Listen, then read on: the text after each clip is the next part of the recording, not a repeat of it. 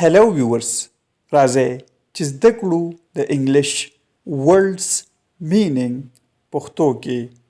نن به مونږه زده کړه کوو love related words او د هغې معنی. word دی rapture. rapture means خوشحالي. rapture. بل word دی regard. regard means درناوی. relish. relish means خوند ورکول. sentiment means احساسات. word دی زموږ سره weakness. weakness ضعف کمزوری. weakness. worship. worship means عبادت. worship means عبادت. zeal جوش شوق zeal. word دی ardency.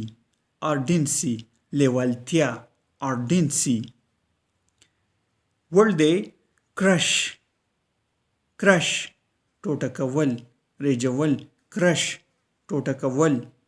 mad پار لپاره لیونی. mad پار mad وی لیونی ته. mad پار لپاره لیونی. delight خوخی. delight خوخی. soft spot نرم ځای. soft spot نرم ځای. ویورز چینل سبسکرایب کړئ، ویډیو لایک کړئ او شیر هم کړئ. thanks for watching.